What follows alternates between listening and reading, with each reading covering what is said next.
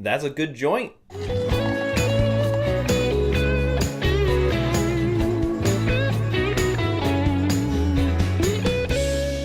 Hey guys, this is my review for BLACKkKLANSMAN, a new film, or a joint by Spike Lee, and I'm very happy to say that this guy has finally made a good movie again. I'm just saying that the last few movies he's made have not been the best. One of them particularly was The Miracle at St. Anne. That movie was so boring. He made it as kind of a retaliation to Clint Eastwood not having enough black actors, supposedly in The Flags of Our Fathers, and so he's like, I'm gonna make my own World War II movie, and it was boring and like 3 hours long. But BLACKkKLANSMAN is a return to form. It's a mixture of kind of his new work as well as his old. There's a lot of elements from the stuff that he did before, like Do the Right Thing, but there's also some camera and tech elements that are used from films like Inside Man. The film follows a new rookie cop, Ron Stallworth, an African-American man who joins the police force of the Colorado Springs area. And through his own determination, his own hubris, and his stubbornness, he actually gets into the KKK via phone call. And what ensues is a mixture of hilarity, incredible, uncomfortable feelings that relate to what's happening today, and a very unbridled look at racist forces and the means on both sides. Now, I hate to sound like you know who was saying that, but I'm saying with people say African Americans on the side of the police force, and then in this case there is a girl that he's interested in who is with a black student union society, and she views all police as pigs, even though he is trying to help her. He is infiltrating the KKK to make sure that they do not do heinous shit, like in fact attack prominent members of the African American community. And there is this constant conflict, this circle conflict throughout the film, and it does a great job of portraying the pros and cons of both sides in terms of how each other, the law and, say, Black Lives Matter, deal with each other.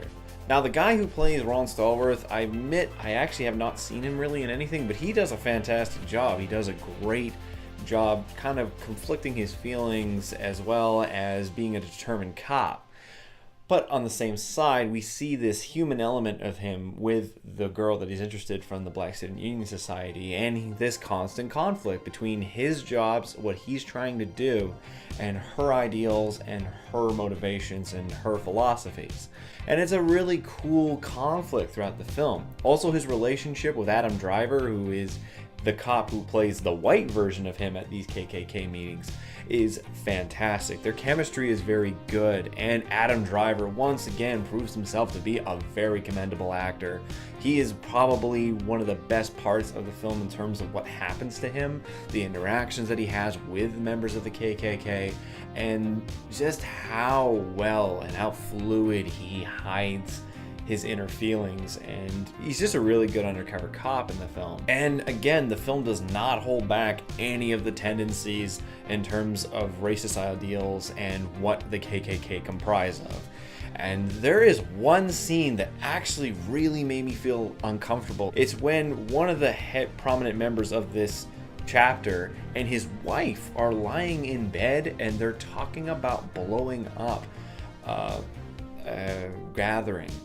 And they are so calm and so serene and so loving in their conversation about something that is filled with hate and violence and death. It is such an uncomfortable scene. It is kind of funny at first, just how casually they're talking about it, but then it just gets under your skin. What the scene is giving you a window into how casual these racist extremists can be about something as blatant as killing people. The film does not hold any punches back, and I enjoyed it for that reason.